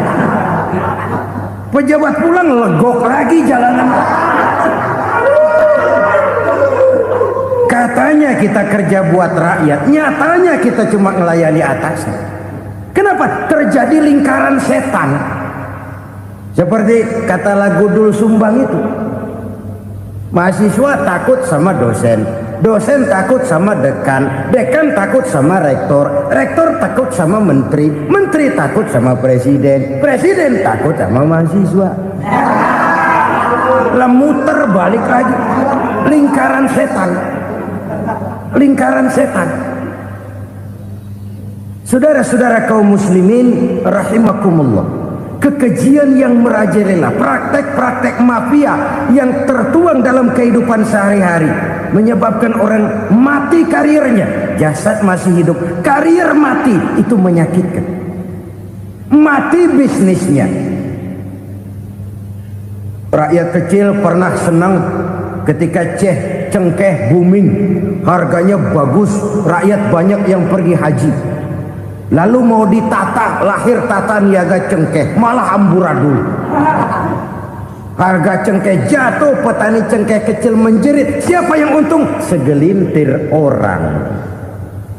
Masihkah kita pakai atas nama rakyat untuk kepentingan nasional, padahal yang nyanyi cuma segelintir orang?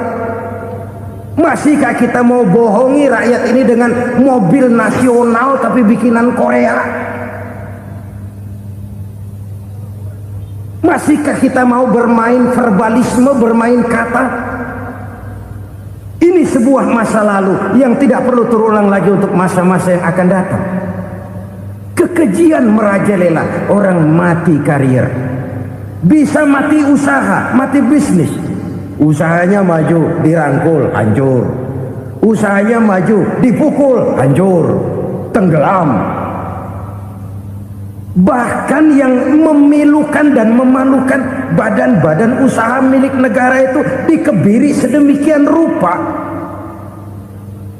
sehingga tidak menghasilkan hal-hal yang bermanfaat buat negara. Saudara-saudara kaum muslimin rahimakumullah, kalau nafsu yang sudah mengatur itu semua, maka kekejian pun merajalela. Orang sudah pakai teori mafia, yang kuat dia yang menang, yang kuat dia yang berkuasa, yang lemah silakan minggir di sudut-sudut kehidupan.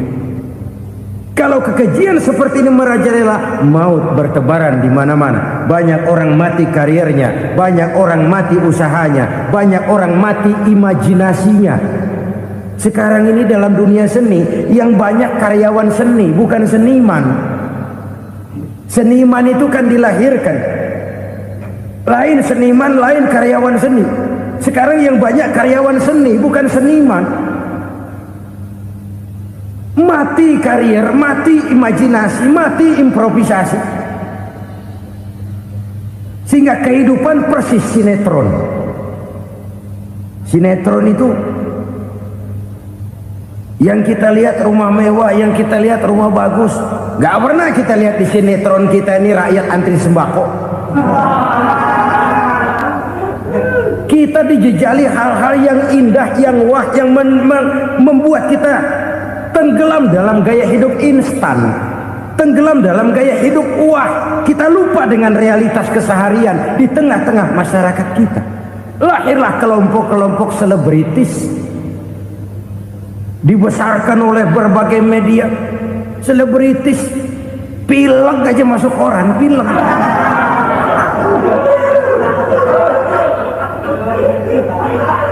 Rakyat yang pingsan antri beras nggak masuk koran. Rakyat yang semaput antri minyak nggak masuk koran. Selebritis panok masuk koran.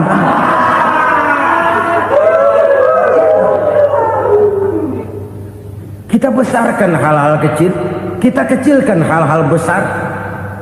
Kenapa? Kita mengejar oplah, kita profit oriented, tidak lagi berorientasi kepada realitas hidup yang kita hadapi ini.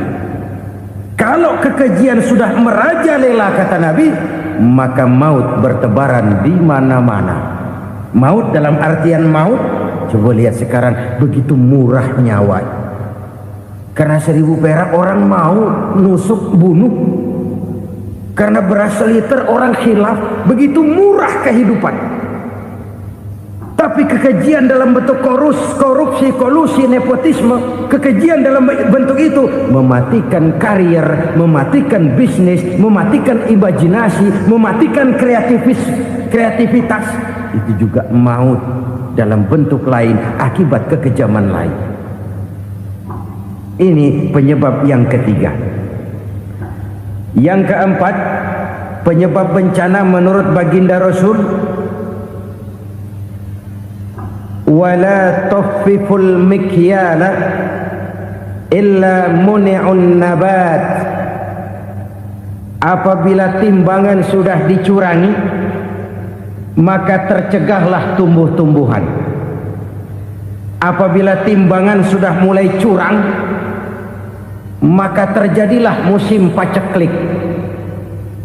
Apabila bisnis sudah bergaya mafia tadi itu, kecurangan-kecurangan terjadi, tender di balik pintu, yang dimenangkan cuma kelompok-kelompok yang bisa memberikan presentasi yang besar, muni'un nabat, terjadilah paceklik. Paceklik, panen gagal, wereng, ya wereng, kemarau panjang, it's okay, air sulit, iya, tetapi kan semua itu ada yang ngatur. Kemarau ada yang ngatur, belalang itu ada yang ngatur, air itu juga ada yang ngatur. Yang ngatur itu yang serba maha. Kalau ia murka melihat kecurangan timbangan, Allah itu kalau murka kan gampang saja, tinggal komandoin balang, lang, hancurin tuh sawah. Konvoy belalang, konvoy. Allah tinggal ngutik angin El Nino, mampir lo ke Indonesia. Hujan nggak turun-turun, kemarau panjang. Jadi kalau musim kemarau kan namanya anginnya El Nino. Kalau musim hujan anginnya namanya La Nina.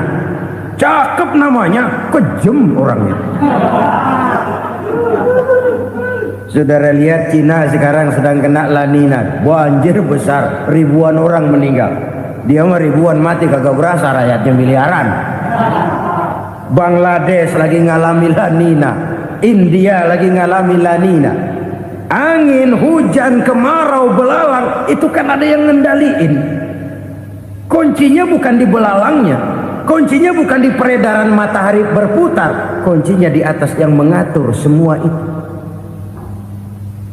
Kalau timbangan sudah mulai curang, pengusaha sudah nggak mau jujur, apa nggak bikin perut jadi mual. Begitu rakyat antri sembako pingsan nggak dapat beras, sementara beras ditumpuk-tumpuk sampai membusuk.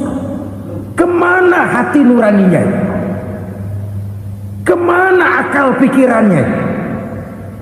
Kemana mereka yang berbuat atas nama rakyat tapi melihat rakyat susah tidak tergerak hatinya? Apabila timbangan sudah mulai dicurangi, bisnis sudah mulai melenceng, maka terjadilah paceklik. Sebuah negara yang berhasil dalam swasembada pangan, lalu sekarang menjadi negara yang rakyatnya antri untuk memperoleh kebutuhan pangan. Saudara-saudara kaum muslimin rahimakumullah, ini intinya adalah kecurangan. Kalau kecurangan sudah terjadi di mana-mana, dan ini milik siapa saja, bukan soal tempat, bukan soal jabatan, soal manusianya, SDM-nya. Kecurangan tidak cuma terjadi di kantor, di masjid bisa terjadi kecurangan. Korupsi tidak hanya bisa terjadi di kantor, di madrasah bisa ada korupsi. Faktor manusianya, ini soal SDM. Kecurangan yang besar tentu besar lagi kerugiannya. Kecurangan yang kecil, kecurangan sehari-hari, pedagang-pedagang kecil ngurangi timbangan, barang yang buruk dikatakan baik, yang baik dikatakan buruk, itu merugikan perorangan. Kecurangan yang besar merugikan bangsa dalam bentuk total, dalam bentuk seutuhnya. Nah, kecurangan-kecurangan seperti ini rakyat kan lihat, rakyat kan tahu, dan itu kembali terakumulasi di sini. Pegel. Dan jangan lupa, rakyat yang nggak ngomong itu, rakyat yang nggak bersuara itu, batinnya menjerit, jeritannya menggoncang aras, dan itu didengar Allah. Yadullah fauqal jamaah, kata Nabi. Tangan Tuhan di atas orang banyak. Jeritan hati rakyat menggoncang aras. Rakyat yang terlalu banyak dizolim, rakyat yang terlalu banyak dirugikan, ya rakyat yang terlalu banyak di atas namakan, menjerit batinnya, menggoncang aras, dan Allah bisa menggerakkan apa saja untuk membuat satu situasi. Allah bisa menggerakkan apa saja untuk membuat satu situasi. Saudara-saudara kaum muslimin rahimakumullah, ini faktor yang ketiga, timbulnya kecurangan. Faktor yang keempat maksud saya. Yang kelima, penyebab timbulnya bencana menurut baginda Nabi, wala muni'uz zakat illa hubbisa anhumul qatr. Apabila zakat enggan dibayar, maka tercegahlah qatrun. Qatrun ini kalau bahasa kita sembako. Maka tercegahlah kebutuhan-kebutuhan yang kita perlukan. Ini, kita tidak meragukan bahwa yang kita tuju adalah masyarakat yang adil dalam kemakmuran dan makmur dalam keadilan. Nah, antara kemakmuran dan keadilan ini memang sering tidak bisa berjalan seiring. Pada saat kemakmuran kita kejar, ekonomi kita pacu, ada nilai-nilai keadilan yang tertinggal. Pada saat nilai keadilan kita tegakkan benar-benar, ada unsur-unsur kemakmuran yang terabaikan. Oke, kita bisa mengatakan kasus. Oke, kita bisa mengatakan itu sebagian kecil. Tapi kalau sebagian kecil, lama-lama kan jadi sebagian besar. Oke, kita mengejar kemakmuran. Pertanyaannya, kemakmuran untuk siapa? Oke, kita berikan kelompok tertentu kue yang besar dengan harapan nanti dia bagiin kuenya kepada yang kecil-kecil. Tapi kenyataan, mereka yang dapat kue besar akhirnya malah lupa diri dan lupa daratan. Mau makin besar, malah memeras yang kecil-kecil ini. Sekarang kan yang kecil modali yang besar. Ramai-ramai buka bank, ternyata kamuflase. Uang banknya untuk kredit perusahaannya sendiri. Nasabahnya rakyat kecil.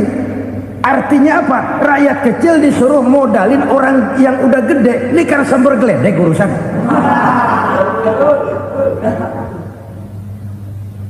Ini kan permainan apa lagi? Rakyat kecil suruh modali yang gede. Nasabahnya rakyat kecil, kumpulkan uangnya di bank, kucurkan kredit kepada perusahaannya sendiri. Bukankah itu rakyat kecil suruh modali yang gede? Sudah begitu kejamkah kita untuk meraih keuntungan dengan mengorbankan orang kecil ini? Sudah tidak bicara lagi kah nurani kita melihat penderitaan orang yang semakin susah ini? Kalau zakat enggan dibayar, padahal zakat 2,5% saja, 2,5% saja. Kalau itu pun enggan, kalau zakat saja enggan, bagaimana pula yang namanya sedekah, bagaimana pula yang namanya infak, bagaimana pula yang namanya santunan, bantuan. Kadang-kadang lipstick nyumbang si nyumbang, cuman nyolongnya lebih gede. Ini namanya sumbangan lipstick. Buat lipstick itu kan buat ngumpetin bibir pucat. Itu fungsi utama lipstick. Buat ngumpetin korupsinya, nyumbang kegiatan-kegiatan sosial, tapi yang dia korup lebih gede dari yang dia sumbangin. Lipstick kamuflase, nepu kata anak sekarang.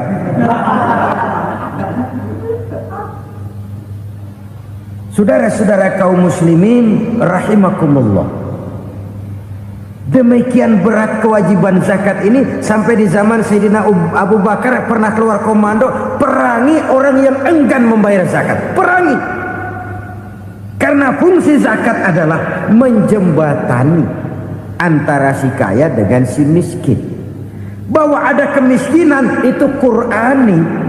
Allah menyatakan, aku melebihkan rezeki sebagian kamu dari yang lain. Ini kan kesenjangan. Allah melebihkan rezeki sebagian kamu dari yang lain. Ada itu. Tetapi itu berjalan secara nature. Nah, kalau direkayasa, yang kaya semakin kaya, yang miskin semakin terpuruk, yang sudah besar dapat proyek besar, yang kecil dapat tetelan. Ini kan rekayasa namanya. Kesenjangan yang direkayasa ini yang kita harus kikis. Nah, fungsi zakat menjembatani dari sisi sosial. Dari sisi pribadi, Nabi berpesan, zakku amwalakum biz zakat. Bersihkan hartamu dengan zakat. Sekarang ada istilah nyuci uang. Uang hasil korupsi itu bisa dicuci, dijadikan uang bersih. Bukan pakai rinso, bukan. Pakai politiknya koruptor, diolah sedemikian rupa sehingga jadi uang resmi. Sudah memutik, itu termasuk yang disebut kejahatan kerah putih, white collar crime. Kejahatan kerah putih, kejahatan pakai dasi, kejahatan kelas kakap. Makanya orang mendingan goblok kagak bener daripada pinter kagak bener. Goblok kagak bener itu gampang ngurusinnya. Pinter kagak bener, ini yang berabe bener ngurusinnya.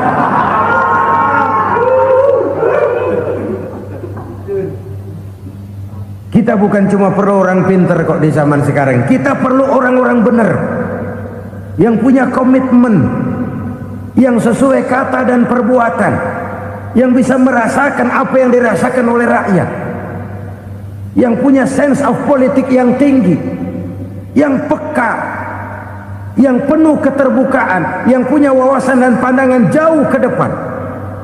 Dari sisi pribadi, zakat itu membersihkan harta kita. Ya, dia tercampur dengan yang subuhat, dia bahkan mungkin tercampur dengan sedikit-sedikit yang haram. Itu zakku amwalakum biz zakat. Bersihkan hartamu dengan zakat itu. Pada sisi sosial ia menjembatani, pada sisi pribadi ia membersihkan harta kita. Karena itu kalau kita minta berdoa minta rezeki, syarat rezeki itu halalan thayyiban wasi'an. Nggak pernah kurang dari 3 itu.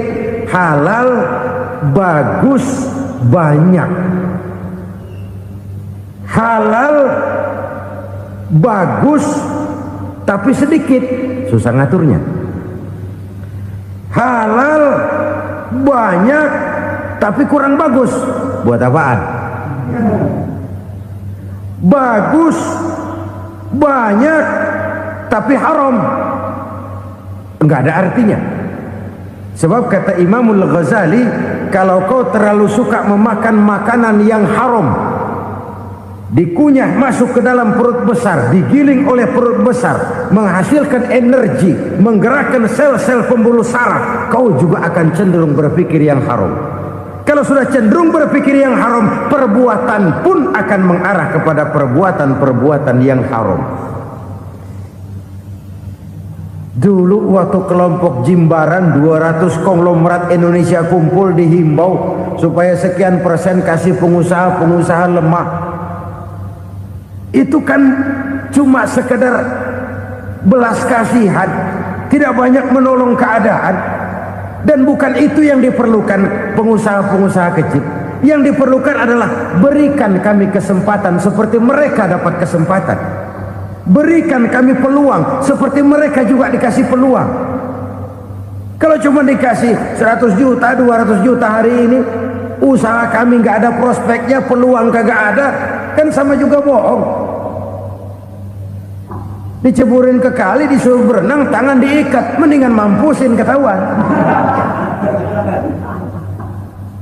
Ayo berenang, berlomba, tangan diikat, kaki diikat, sama saja nyuruh mati. Jadi jangan kasih ikannya, kasih kailnya. Yang diperlukan pengusaha kecil menengah ke bawah itu bukan cuma sekedar belas kasih dari konglomerat-konglomerat besar, Berikan kami peluang seperti mereka juga dapat peluang. Berikan kami kesempatan seperti mereka dapat kesempatan. Berikan kami kredit dengan kemudahan seperti mereka juga kalau minta kredit begitu mudahnya. Menciptakan peluang dan kesempatan, pemerataan. Bukan menciptakan manusia Indonesia dengan standar ekonomi yang sama. Semua rumahnya harus sama, semua punya mobil. Itu sih kebersamaan bebek. Bebek, coba lihat bebek. Satu ngalor semua. Satu ngidul semua. Kebersamaan bukan itu. Kebersamaan adalah menciptakan peluang. Kalau yang kaya bisa semakin kaya, kenapa yang miskin tidak bisa ikut naik jadi sedikit kaya? Kalau pengusaha yang sudah kuat bisa bertambah menjadi kuat dengan proyek mega proyek, kenapa yang menengah tidak bisa ikut menjadi kuat? Dan kenapa kekejian itu merajalela? Kita dengar lewat berita-berita PLN tekor, PLN hutang. Kenapa? Dia beli listrik dari swasta yang belinya lebih mahal daripada penjualannya. Artinya dia beli itu listrik dari perusahaan listrik swasta, dia jual kepada rakyat lagi. Harga jualnya lebih murah daripada dia beli kepada swasta. Kenapa? Ada tekanan lagi tuh. Biasa siklus lagi. Hukum Boyle. Atas neken, paling bawah gepeng. Ya kita nih rakyat kecil, emang nasibnya gepeng terus. Saudara-saudara kaum muslimin rahimakumullah, dari 5 penyebab bencana ini kita ambil kesimpulan untuk sebuah renungan dan introspeksi kita bersama. Pertama, mengingkari janji, padahal janji itu yang lebih tinggi nilainya adalah di hadapan Allah Subhanahu wa taala. Baik wakil-wakil rakyat di parlemen maupun pemimpin-pemimpin rakyat di dalam kabinet, apabila memangku suatu jabatan, selalu mereka mengawali dengan sumpah, dan sumpah itu dimulai dengan demi Allah. Sadarkah kita pada saat itu kita ucapkan bahwa kita sudah mempertaruhkan Allah untuk jabatan yang kita pegang? Kita sudah mempertaruhkan nama Allah untuk posisi yang dipercayakan kepada kita. Sadarkah kita bahwa menyia-nyiakan itu satu dosa yang sangat besar, yang tidak hanya kepada Allah tetapi juga kepada rakyat yang kita wakili, kepada rakyat yang kita pimpin. Cukuplah sudah rakyat dijadikan address, umat dijadikan alamat sebagai numpang. Marilah kita kembali kepada komitmen awal dengan jujur kepada janji kita sendiri. Lalu yang kedua, kekejian, baik berupa korupsi, kolusi, nepotisme, dan perbuatan-perbuatan lain akan melahirkan kemiskinan. Kekurangan pangan bukan satu-satunya yang menyebabkan rakyat menderita. Lukanya rasa keadilan terakumulasi di hati rakyat, dan jeritan hati rakyat mengguncang aras. Kalau Allah murka, Allah bisa melakukan apa saja untuk menciptakan suatu kondisi. Faktor yang ketiga adalah praktek mafia menebarkan maut, baik orang yang mati jasad dan rohaninya maupun orang yang mati karirnya, mati kejujurannya, mati usahanya, mati imajinasinya. Hilang kreativitas kita sebagai bangsa.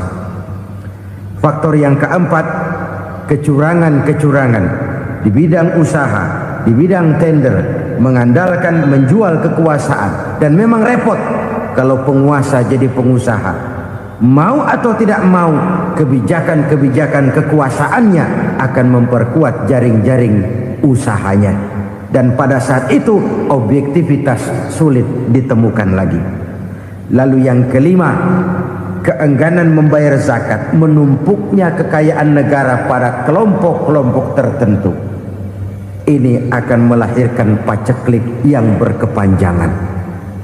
Menumpuknya kekayaan dan harta negara pada kelompok-kelompok tertentu akan melahirkan paceklik dan kemiskinan yang berkepanjangan.